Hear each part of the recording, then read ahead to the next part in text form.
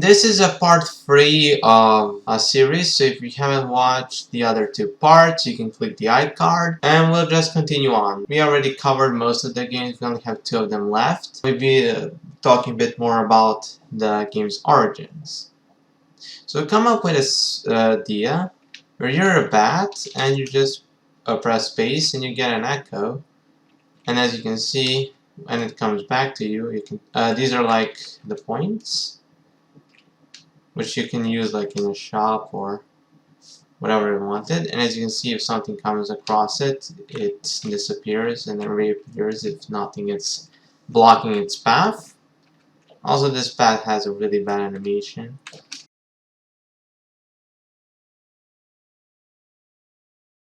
Yeah, I avoided that. And then the next one will be the same thing, but kind of in reverse.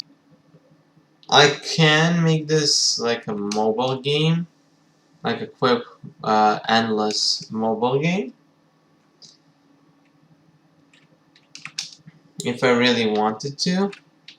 And the idea isn't that horrible, but still I didn't really feel like I can really innovate on this idea, because it's just Flappy Bird with a few twists, and that's it.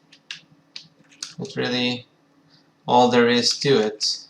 I thought about creating crystals which allow you to go over certain obstacles, and that's about it. Okay, so yeah. This is it, kind of end of the demo. So we'll just move on to the next one. Alright, so this is my last game. You can press tab and then it will switch to what you want to be selected. And we also are green because we can place them. We can just spam our units. So this game was supposed to be kind of like Plants vs. Zombies, but with a twist. Kind of a big one. So how the game would work is you place your units. If they're on this green land, they will get mana. And if they're in their opponent's land, then they will lose that mana. Also, the opponent will lose health. If they have no mana, when they move to the opponent's land, they will instantly die. And when they're moving on your land, they will get the mana. So the point of the game was that you place them far behind, and then you place other units in front of it to protect it. Also, you can stop them to get to the other side, because if they're up against each other, then they will move. Also, they would have timer, so at a certain amount of time, they will just decide to perform an action. If the opponent's unit or yours is in range, they will execute their first attack. Then we have a second scenario where there isn't anyone else, and they will normally heal themselves or make them speed up or something like that.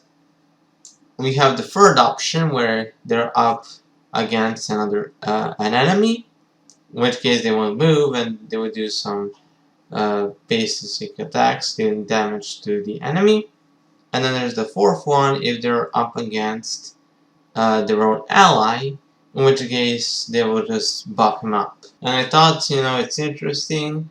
I have someone that's really powerful, but for example, if he goes up against a unit, he can instantly kill it, for example, but he doesn't have any other abilities, and also takes a really long time to move. And they wanted all of these to look like these rectangles, and then they would have like hats and beards and spheres and swords and shields, things like that. And they wanted to do some animations for them, but I don't know. I didn't really know how to use the animation system, and I had big problems with it. I'm sure there's a way to fix my issues, but I was already fed up because I spent almost an entire day just trying to fix it, and then the next day again almost like 2 hours trying to figure it out, but it was just too complicated for me, so I decided to stop working on it. And also I realized that even if I knew how to do animations, it would take me a really long time to complete this sort of game, because I have to make troops for this player and the other one.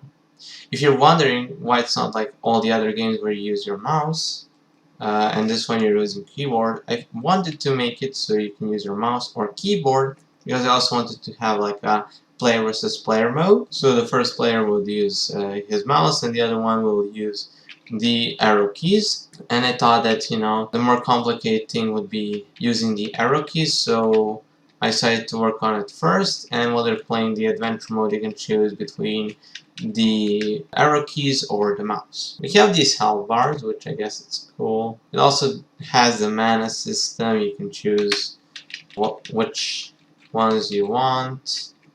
As you can see, it's green if you can place them.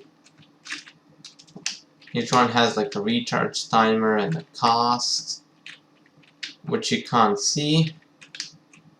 But yeah, if I try to select the first one, as you can see it's red, because I can't choose it. And it also becomes because I can't choose, because I don't have enough currency to. And also they fight against each other when they're close together. I also made it so they can take damage. They will stop if they're close to one another, and so on and so on. But again, the game was just too ambitious in my opinion. I might start working on it, but after I'm done with the game, which I'm currently working on, I will start making my very own micro server. So I don't know when I will have time for this game, but yeah. Well, anyways, you can download these 11 games if you want in the description. And yeah, that's pretty much it.